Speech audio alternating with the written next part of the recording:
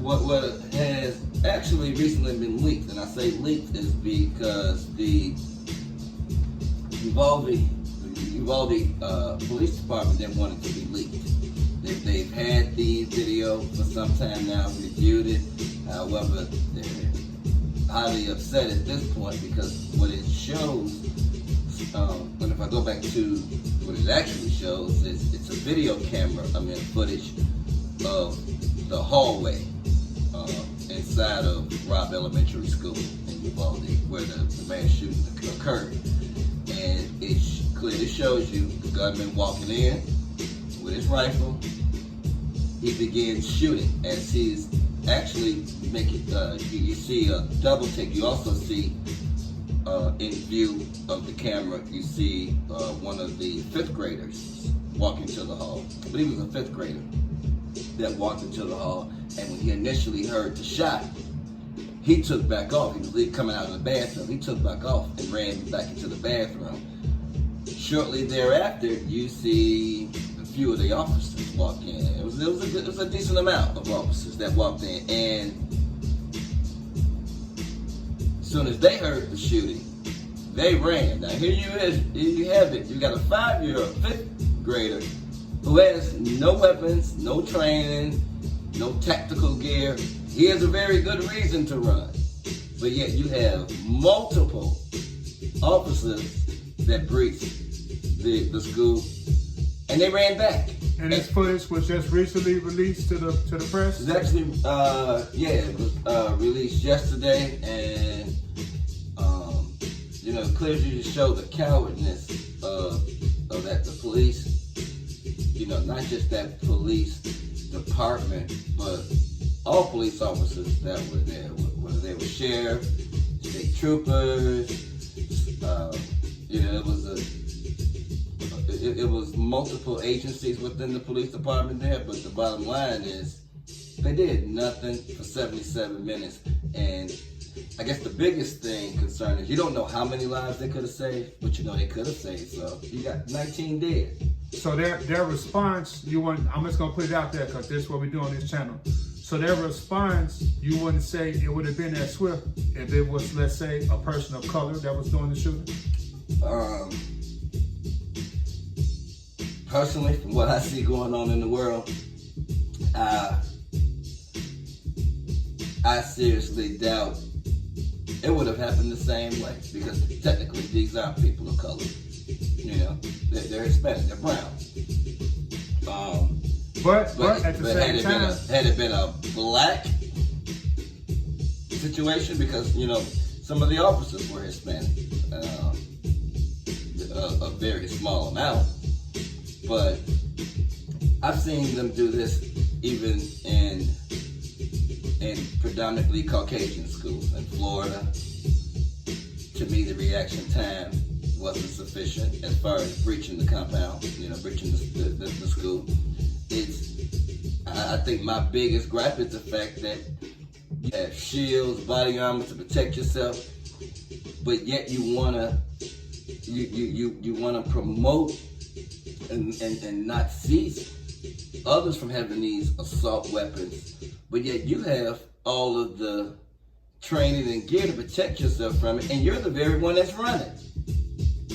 Okay, I get that. I want to touch back on the race part. I didn't iterate what I was meaning. What I mean is, mostly the cops, they're going to identify you by your skin color, your skin tone. So I understand that this guy was of Latino descent, but when they're first responding, that's what we talked about. Oh, no, he was white. He was white? Yeah, he was white. But you say he was a person of color. Oh, no, I'm saying some of the officers that were involved are of brown. Basically what I'm trying to get at is the police officers, their response, it seems to me in the history of this country that I did the research of what I've learned, is that their response to a person of color, especially in a situation like that, is going to be more deadly force, is going to be used without a second thought opposed to another person. Now when it comes down to the perpetrator, you're absolutely correct. The fact that this was white youth, they did not take the same procedures I've seen them do. I don't even know if I want to call it a procedure, but Black and Brown would have been shot dead on the spot. That's where I was trying to get to. On the spot. Yeah. That's what I was trying to get to. Yeah, most definitely. There would not have been. It just wouldn't have went down like this. We get shot being unarmed, so you know what they're gonna do if we armed. They're taking us out.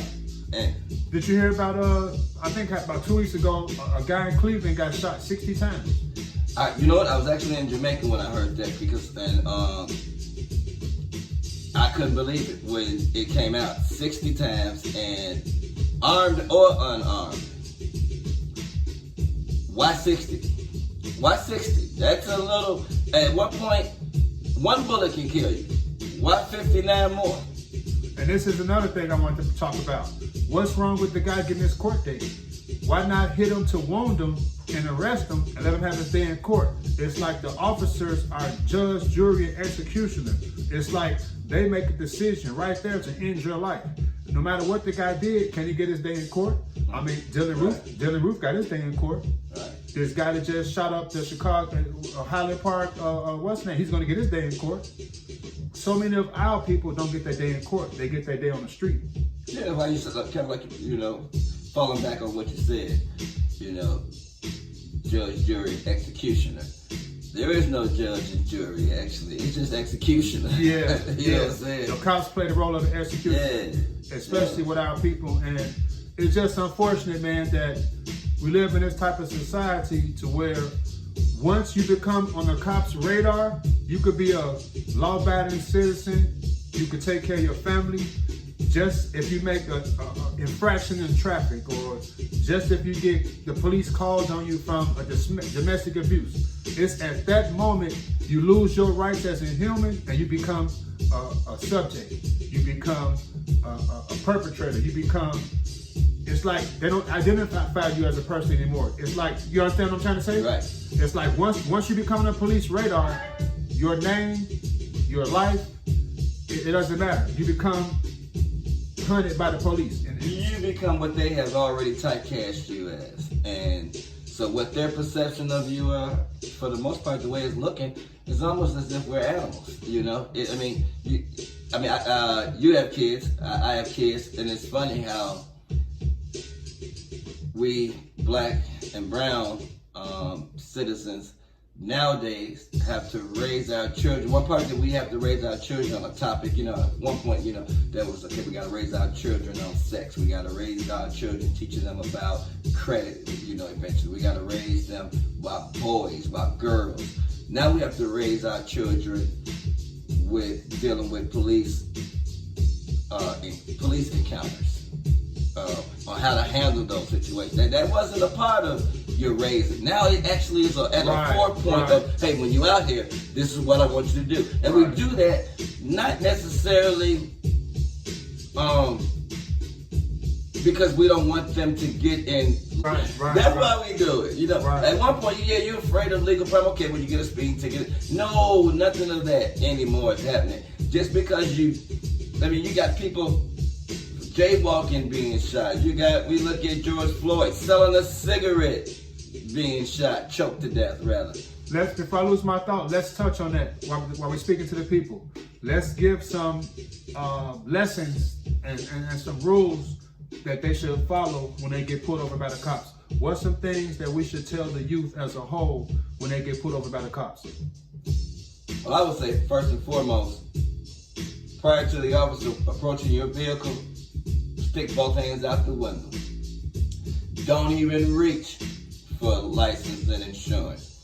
If he asks you for license and insurance, well, first of all, when the verbal come in, don't ask, what am I being pulled over for? How you doing, officer? And if you do decide to ask, what am I being pulled over for, and he tells you, accept it. Well, if he asks you at that point if you have license and insurance, tell him yes, and he says, okay, can I have it? Tell him you want him to open your door. You're going to get out and you'll instruct him and direct him where he can find it. Sometimes I think actually it's to my best interest, safety-wise, to ask him, handcuff me, and make sure this is on camera. Okay. Hold that thought right there. That brings me to my next point. So you would say it's not in the best interest of black males to hold court with the police in the event if they're being pulled over? It's not good to hold court with them? To hold court? To basically dispute with the police. Oh, no, not there. Remember, you're the day in court. An argument ensues. Now, it doesn't necessarily mean being humble. I'm talking about initially upon, because the direction of where this is going to go is going to be determined by what takes place verbally. If you've already humbled yourself physically by putting your hands outside of the window, you're being submissive at that point. You're submitting to the fact that, hey, you pulled me over, let's deal with that accordingly. I'm not a threat. You're showing that. That's the submission you're showing. Now, by all means, if you haven't done anything, yes, say that. But see, there's a way of saying everything. Hold that thought. That's what I was getting to. In an event, if you know you haven't done anything, you know you have license insurance, you know you don't have anything illegal in the car, and you feel like the cops are just profiling you and just pulling you over for no reason, how do you deal with that situation?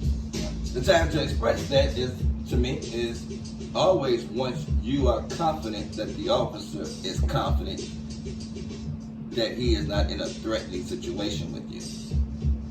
That's why I said, for me personally, I would say, hey, my hands are in the front of me, handcuff me in front, just so you see I ain't trying to run, and let's talk. For me, if I ain't done anything wrong, let's talk. You got a body camera on, I would even ask him that. Is your body camera activated? Because if there's any delay in this body camera, that is going to appear in court. Believe me, we are in the age where sometimes you don't necessarily have to have a bystander using their cell phone to videotape things. All of this is going to be suppressed in court. So if you think there's anything video-wise, you're going to have that just based off of his own equipment. I would rather have my day in court to utilize that to live long enough to have my day in court to act out on my disagreements to my dispute to being pulled over. This is definitely an important topic that you brought up. I think it's something that we need to talk more about as a whole, because a lot of times too many of our people are falling on the wrong end of the stick on just a minor traffic stop. And most of the time, I don't think that it's warranted that the cops, the first thing they do is go for their gun and shoot. So my thing is, our people are not given the same latitude that other people get, because you just got to think about it like this: you're not going to be in a good mood if you're getting pulled over. So it's like the cops not even giving us that type of leeway. Okay, we're not going to be happy. We're not going to be in the greatest attitude because you're pulling us over. Okay, that's the first thing. So just because we're talking to you and we're concerned about why you're pulling us over, I don't feel like the cops should escalate these situations.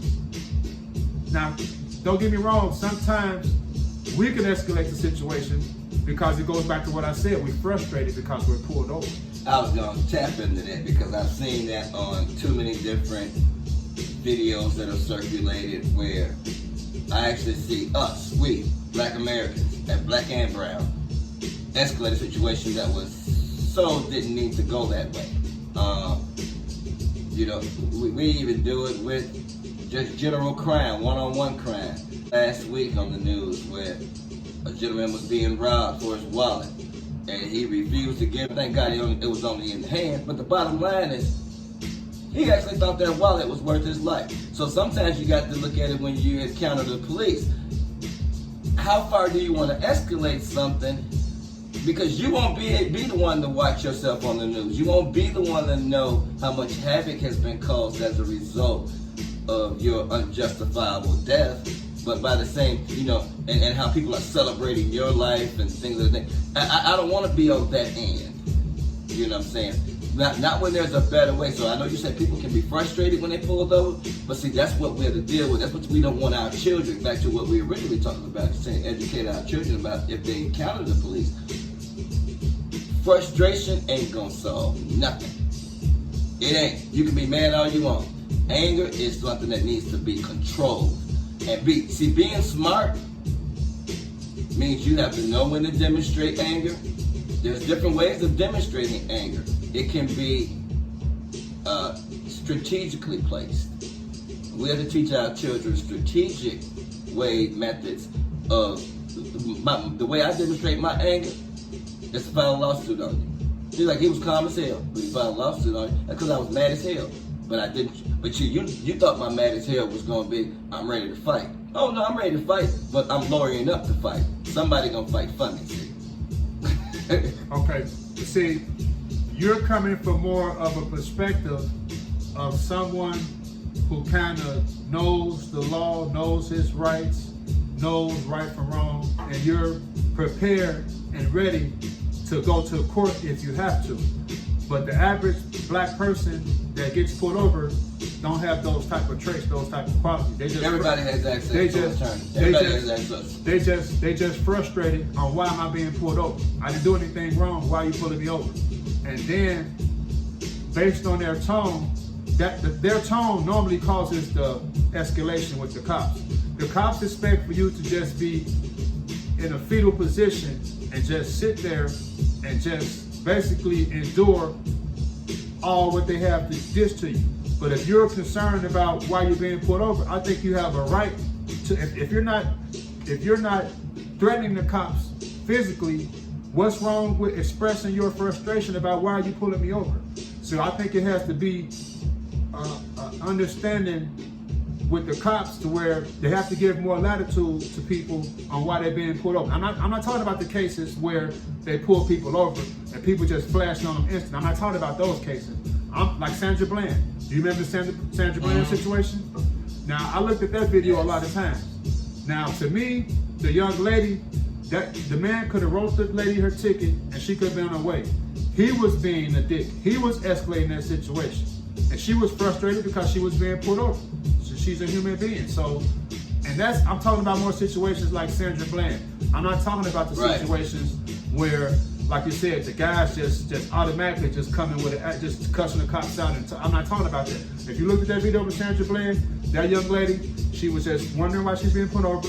She gave the cops her information and she wanted to get on her way, write the ticket. The cop was insisting on her to put out her cigarette and doing extra things. To me, he escalated that situation. What do you think about that? Again, it's called control to me.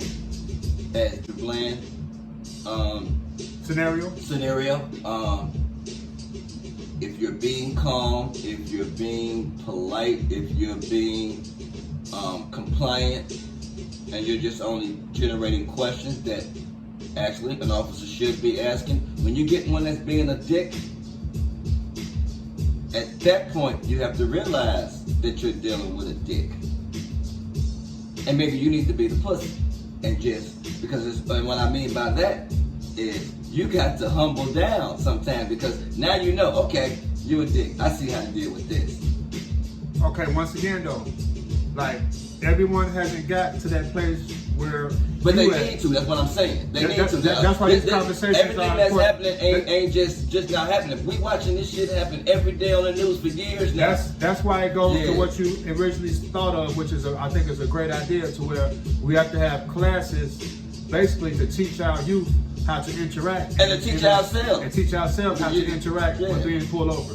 But what I'm saying is, without these conversations, the average person being pulled over by the cops is not going to be happy with being pulled over by the cops. Well, nobody is. So it has to be some type of, like you're talking about, some type of rules and lessons to be, placed to where people know how to, I don't even want to say conduct themselves, just how to deal with the situation. That's the best. Well, police are trained. So we should basically be doing the same thing that police are. Police are trained how to handle encounters with potential arrests or whatever they call it, perpetrators of a crime or whatever the case, when they pull somebody up for questioning things like that. They have procedures in place. We as citizens and individuals should have procedures in place for where we should forecast, if this should ever happen to me, how would I handle this? Now, of course, everything ain't gonna necessarily go by the book, but you should at least have a book where at least you acknowledge some of the paragraphs. You know what I'm saying? You can't train a child on how to act if you can't train yourself. You can't teach a child nothing. You can't teach yourself. You can't learn it to do those things yourself. So teaching them self-defense as far as how to handle themselves with officers, you have to be able to practice that as well. But now, this is, and I don't want this conversation and this topic to overshadow the fact that we actually have some great officers out there that actually are on point. And we also have some legitimate asshole, thieving ass, criminal ass motherfuckers that's out there doing they do. And people are taking advantage of the fact that we have so much publicity on bad cops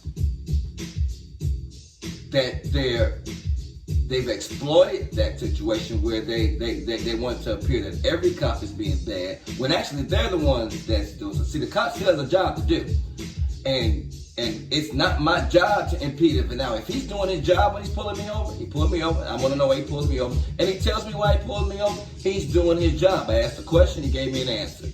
Now, because I don't accept his answer doesn't mean he's illegal. Okay, hold that thought right there. You brought me to the next topic. This is going to be interesting right here. When you're speaking about good cops and bad cops, right?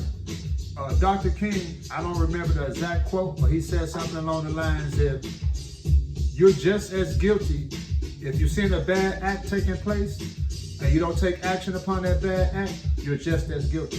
So if you have the good cops that are aware of the bad cops and they're not coming forward because of the blue shield of silence or the code of the officers, they're much as guilty as the bad cops. So that I can't really give the good cops any type of really leeway because they're very. Well, you gotta think about it. A good cop isn't necessarily around the bad cop when he's doing bad. Did you hear what I just said? Yeah. So whether you agree with it or not, that's a real thing. Like if you got cops in the department that you know is out there putting packs on people, putting guns on people, going up, shooting up the block and blaming on other gang members. If you know you got cops in this department and you're not coming forward with that information, you just as guilty as those cops. Well, that means you're not one of the good cops I'm referring to. Right, absolutely. Right. You're not one of the good cops I'm referring to is guys that go to work day in, day out with trying to create law and order. And not only a respectable way for themselves, but a respectable way to even the individual. Okay, stop right there. Now, I'm glad you brought that up. We can talk about those cops. I can put those cops in the same boat, what I'm saying, because those cops that, like you said, they're going to work every day, they're trying to make a change, they're being fair, they're doing all the things what a cop is supposed to do. But if those cops are still aware of the bad cops and they're still not coming forward. I addressed that. I know, but you said you wasn't talking about them. You said you're talking about those good cops. So good cops is good cops. So we can't separate it to where we're not talking. No, I didn't. I said if those, then that means those are good cops. If they are the ones that want to do all the good stuff, right, but yet they know about other cops. No, right. Then they're not good cops. Okay. Good cops are the ones that do all of the things I said to you.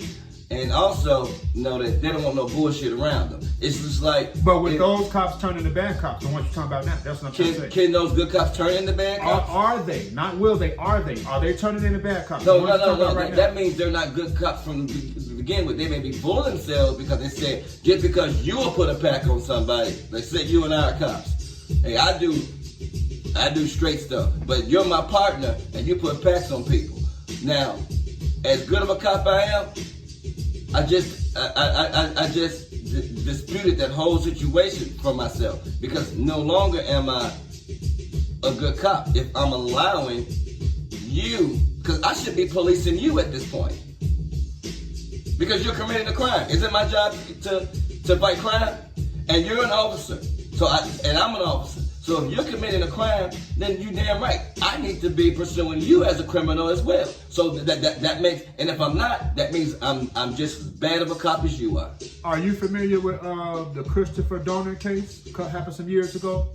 Which case was that? There's so many. The cop went rogue in Bexar County in California. He got to shooting up other cops. He left a manifesto before he went on the killing spree? Yeah, I did hear about that briefly. I'm briefly aware of it. Now, that's a situation where he's one of those cops, what you're talking about, to where he was in the military and he believed in serving the country. He believed in serving the community and being what the cops should stand for, protect and serve, right? Now, he was being privy to a lot of misconduct and a lot of dirty cops within his department. And he was doing what I was talking about. He was trying to come forward. He was trying to clean up the department because he was aware of these things that the cops was doing. So they ended up letting him go. And, you know, he just got fed up with, he felt like the whole police department, just the cops. The system. He felt like the whole system was corrupt. Right, exactly. And so I don't excuse what he did, but I can see what he did. He cleaned it up himself. He took actions into his own hands. But the thing is, now get another scenario. Let's say, if we're supposed to stand for good, right? If good is supposed to outweigh bad, and it's about right and wrong, right? Let's say if his superiors just thought about what he was saying and looked, I'm not gonna say thought about, if they looked into what he was saying and cleaned the department out, then that's the kind of things that will clean up the police and make the police more serviceable and more better. But it's the blue shield of silence, to where the police are not gonna go against the police. So they'd rather get rid of that one good cop that's trying to clean up the department and keep all the bad cops, because they don't want the controversy and everything stirring around. But I think it's changing, to be quite honest with you. I got enforcement some credit. There have been a lot of them, and you have to attest to this yourself, that actually are coming forward.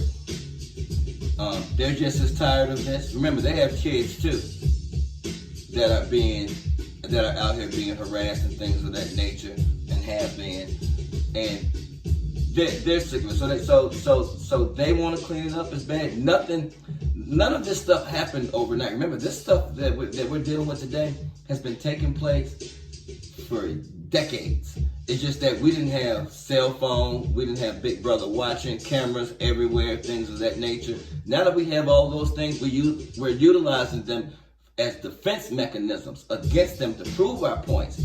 And the world is now seeing what we've been preaching and telling them for years, what has been happening to us. But now, all those things have been happening. They didn't happen overnight. They just have been occurring over time. So the fix isn't going to happen just like that as a snap of a finger. There's a process. I'm glad to see the process working in certain areas where they're working at. Does there need to be more? It's going to always be a need to do more.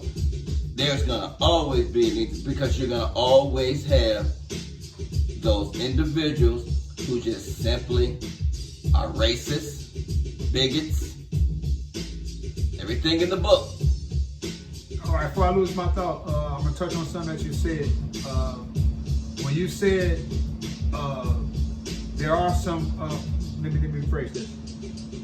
Do we have, in recent history, in recent memory, do we have any history of a so-called good cop turning into a bad cop that you can remember off the top of your head?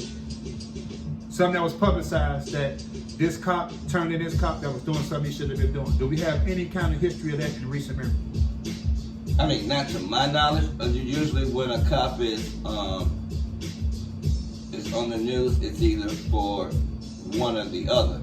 This is what good cops are supposed to look like, or this is what this cop just got charged with today, or allegedly has done. And see, nobody's walking through. No news media outlet that I know of has been walking through the history of. Well, I mean, now I have seen the more I think about it, I have seen reports where there's been a cop charged with such and such, and the news media has referred to, at one point, this officer was known for doing such and such good, and this good. Yeah, I've heard of that, but do I personally know of anything? No. But you know of cases off the top where bad cops have done bad things. You know about that, right? That's what the bad cop is, doing bad things. Okay, but my point is this: they're gonna publicize, and you're gonna know if a cop shoot an unarmed black man unjustly 60 times. That's something you're gonna hear about, know about, right? Right. But you're not gonna hear about the good cop turning in the bad cops that's planting evidence and doing bad things. You're not gonna hear about that. That's gonna be washed under the rug. So for people who have my position, who want to believe in the cops, until we start hearing about things like that, it's gonna be hard for us to believe. I hear about good cops all the time. So it depends on what you're watching. Because I watch the news. Okay, give me and multiple outlets. Okay, before I said this, that's why I asked you. See, I asked you before I said this. You said you personally haven't heard of. That's what you just said. I personally don't know of any. Okay, so officer, but now you say you have. So give me a source or give me a reference. But no. It's not something that I hear and I'm like, you know what? Let me write this down. But you still should know it though. No, I shouldn't. I disagree with that. No, I shouldn't. Some knowledge is called familiarity. I disagree with that. I feel like something like that, it would be on the top of your head. Like, man, I remember this happened when the cop turned the whole department in. The department was planting evidence on people. The department was putting cases on people. The department was doing this. It was a big old thing on the news, man. I remember that. That'll be something that just you're gonna remember. You're gonna know. Just like Rodney King. It don't matter how old you get, you're gonna remember Rodney King, right? Well, you gotta remember this. In the media, one thing you learn about the media is bad news sells. But I learned that in college, earning my degree. But this is the thing, though. You taking more of a position from the good cop's perspective. So if you're taking that position, that means you should have some good recollections in your head.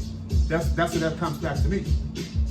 The position you're taking. I've watched YouTube videos and everything of that nature where I see cops playing basketball with youth and things of that nature, and I'm at different social action events where I see several police officers participating in, especially police officers who are not necessarily just demonstrating the fact that they're police officers. Some of them are actual in real life, being their real life individuals. They're Greek fraternities. So cops. So I saw a couple of videos myself, cops playing basketball with some of the youth. But I have friends to this day that have Alan. Currently, he has a youth foundation. He also has a youth musical organization. He does several things as far as social action is concerned. Phi Beta Sigma fraternity has a foundation as well with mentoring, and many of those brothers are uniformed officers as well. So you got a lot of officers that are doing a lot for the community, and you got to think about this. With what they do for the community, they're not necessarily looking for ratings, as our former president was. What they're looking for is being a part of their community. As a part of their community, and meaning A and then part, but not together. You ever heard a this part, saying? as in separate. You ever heard this saying? No good deed should go unnoticed.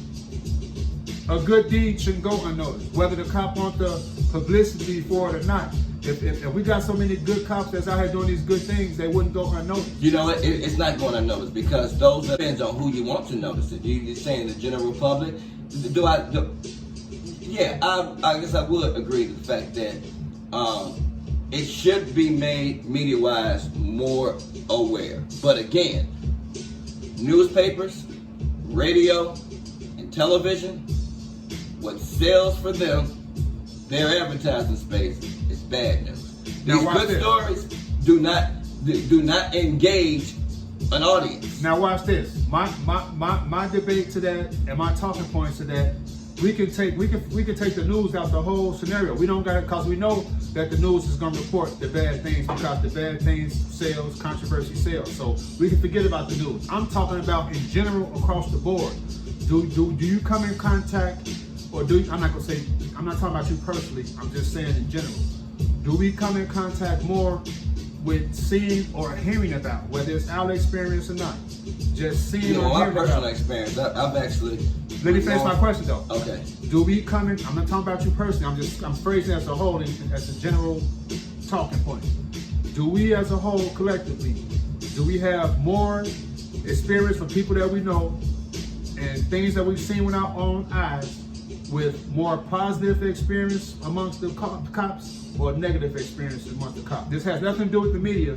This just has something to do with just generally speaking in the world we live in as African Americans. What do you say to that?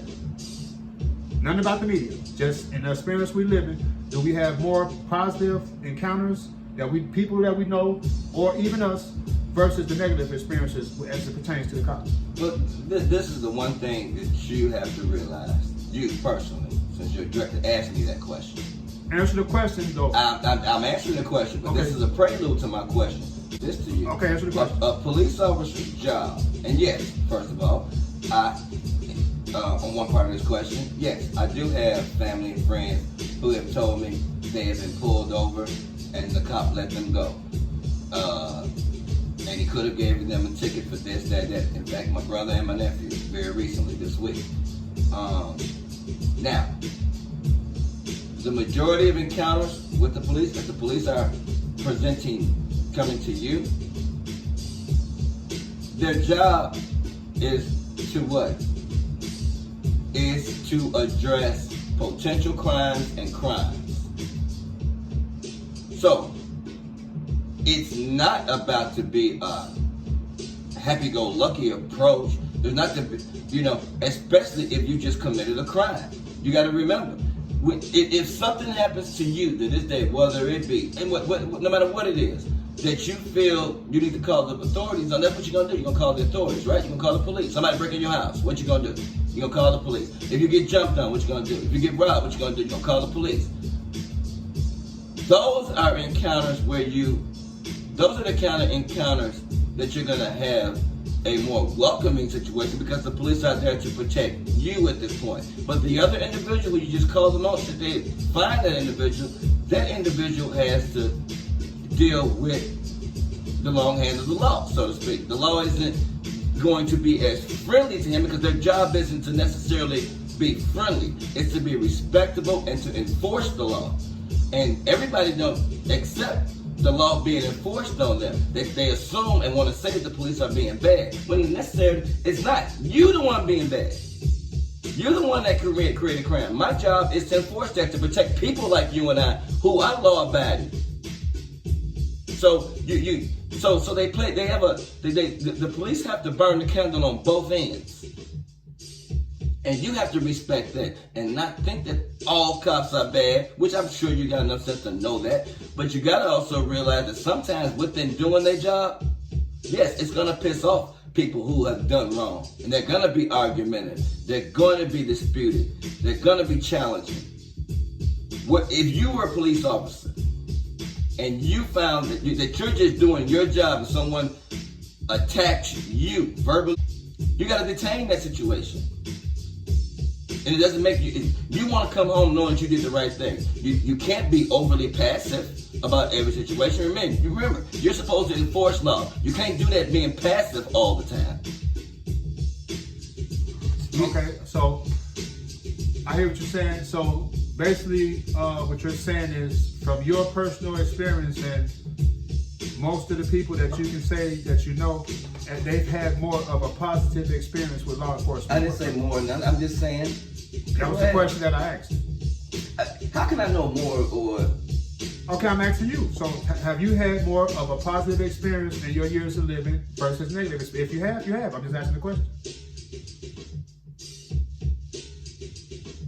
I grew up on the west side of Chicago. 4852 west of it. So I damn sure know the negative side of it. But guess what? If I actually took a real good look at who I heard those negative stories from about the police, it was individuals who were doing wrong, and they were just really upset about the fact that the police were doing their job. Now, so that's then you have those situations where. But see, on the show, I have to make sure, because people listening, I want to make sure I get an answer. So the answer to the question, you yourself have experienced more negative experiences than positive experiences. That's the answer to the question. And we can keep on talking. I'm just going to get the answer. As I would say, I can't tell you which one is more or less. So you don't have an answer for the question. No, that is my answer. I don't get what you not getting. That's not the answer. I can't. It's like somebody asking you what's the percentage or something. No, you don't know what the percentage. We're talking generally. I'm talking generally. I don't know which one is you're taking more this or less. like it's a debate. It's not. No, it's not. But I don't know. No. You know if you had more positive experience with the police than you had negative experience with the police. You know that. Come on now. You know that. No, not necessarily. Okay, we get. Okay. So I don't know that. So you don't know if you had more positive experience with the police than negative experience. You don't know that. Okay. I don't know, and I can't say what everybody else has experienced. I was talking about you. I was talking about with you. Now with me, I'm asking you. Do you in your life living in this planet Earth? You say you're from the west side of Chicago. Have you had more positive experience with the police, whether you was doing wrong or not, versus having more a negative experience with the police, whether you was doing wrong or not? That should be a question that if I'm doing wrong and the police addressed it, the only negative part about it is that I got caught doing something I wasn't supposed to be doing. Now, if I got addressed by the police when I was not doing anything illegal, or criminal, whatever the case may be, and I got punished for it, yes, I'm going to look at that as negative. Have I ever done something wrong? Moving violation, whatever the case may be, or whatever it is, and the police have given me a break, say, hey, I don't want to see you out here no more. Yeah, I've had some positive situations. I've actually had situations where, I won't name his name, broke into my grandmother's house, our grandmother's house, and me and Sean actually put the foo-fops on him. And we also did the right thing by calling the police as well. And they got there and they see the damage that we inflicted on them. But guess what? There was we got positive feedback from the police. You should have did that. I would have did the same thing that they explained to somebody broke into my grandmother's house, and things of that nature. So yeah, here it is. We thinking we're going to jail because we were excessive. But by the same token, I can look at that as positive feedback that I got, where the officers develop relationships with us. And for the people that's going to be listening to this is basically conversations that we need to have. Everybody's not going to agree on this type of subject. People have different opinions. People have different perspectives. But it's important that we have the conversation, because without the conversation, we won't be able to get to a solution. So for you people that's listening, I want y'all to put into the comment section, have you guys had more positive experiences with the police or more negative experiences with the police? Whether you felt you were right or wrong, we're just trying to get to a common ground to have these conversations to figure out more solutions. So me and the guests right now, we're just basically having a conversation. And when we have these type of topics, I think it's important to get to an answer. If we're not really gonna, it's like we're kind of double talking. We got to get to like a concrete answer. Once you get to the answer, then you can get to the next subject and you can build upon the answer. But it seems like when I ask the question, the guest he's trying to figure out why I'm asking the question opposed to just answering the question. So when we do that, it's like a tug of war. Don't worry about why I'm trying to answer the question. Just answer the question. No, what it is it's not that. That's how it's coming across. You're not getting the answer that you want me to say. No, okay, put it like this. So if I say, is the sky blue? And you're going to say, nah, it might not be blue because this and that. When you know it's just a straight up, the sky's blue. I'm asking you a straight up question. No, because you don't know if I'm colorblind and things of that nature. So you can't tell what my answer is or what my answer should be. Because in that particular case, a person may see things totally different. And that's what you have to respect. And you're not respecting. Okay, so is that a light? Is that a light right now? Is this a light that's on right now? Is that a light? But see, that's a more direct question. I can't be more direct by saying. I can't be more direct by saying. Have you had more positive experience with the police, or have you had more negative experience with the police? But that's direct. Your question really doesn't because that's a me guessing. Because I can't say. What if I had an equal amount? How can I say that? You can answer that. You can say you can hold on. You can totally say that. We could have been done with that. You could have said let me finish. You asked the question. Let me finish. You could have totally said I think I've had an equal amount of positive experience with the police and negative experience. You totally could have said that. That's an answer. Instead of you kind of trying to. No, what I'm trying to do is actually weigh it. And I'm thinking to myself. But you see how you just asked that, and I said you could have totally said you had equal experiences. You totally could have said that. That's an answer to the direct question. Right. I said if I said what if I did? I said what if? You took that as my answer just now. No. I hope you keep that. I want to hear what your viewers think when they hear you say that. What you're saying.